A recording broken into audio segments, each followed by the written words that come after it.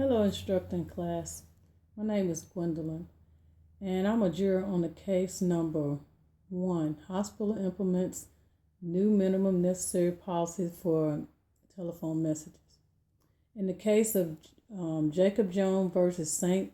Ashford Hospital on behalf of Beverly. Beverly is an employee at St. Ashford Hospital who called the plaintiff's home and left a detailed message about the plaintiff's medical condition and treatment. And she left it with the plaintiff's daughter. The defendant, Beverly, was instructed to call the plaintiff's work phone with the medical information, but Beverly called the plaintiff's home phone instead and left a message of detailed medical information.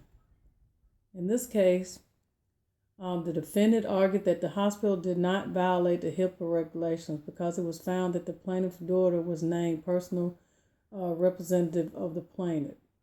They argued that the Federal Code 164510, which describes use of disclosure requiring the opportunity of the individuals to object, also states covered entities may use the disclosure protected health information in certain circumstances, such as patients not being present, the individual is incapacitated, or emergency circumstances.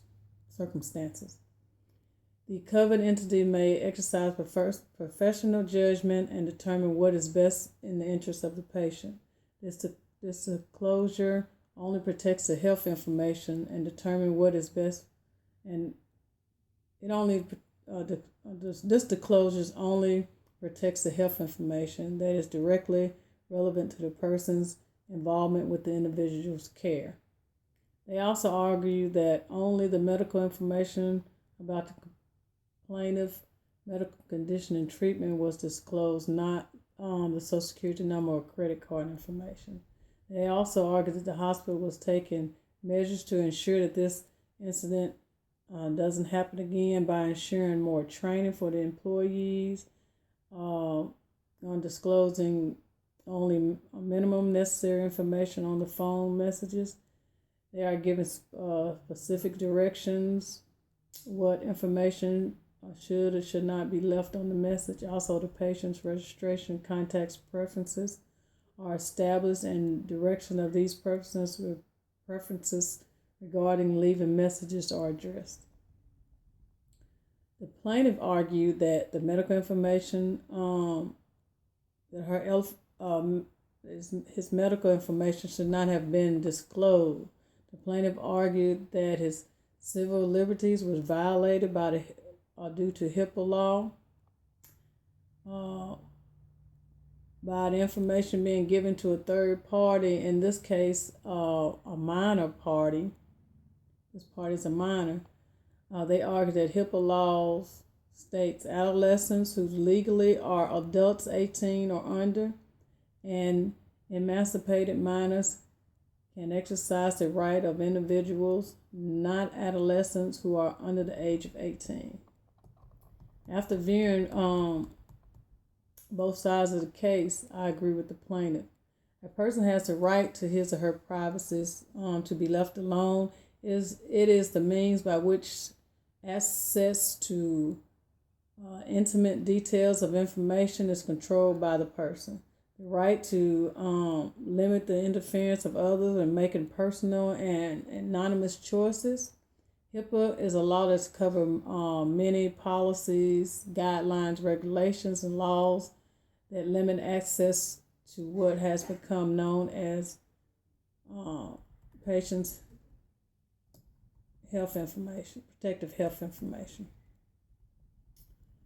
Being that the information of the plaintiff conditions was not life-threatening, I think the defendant should have just left a message for the plaintiff to call them back.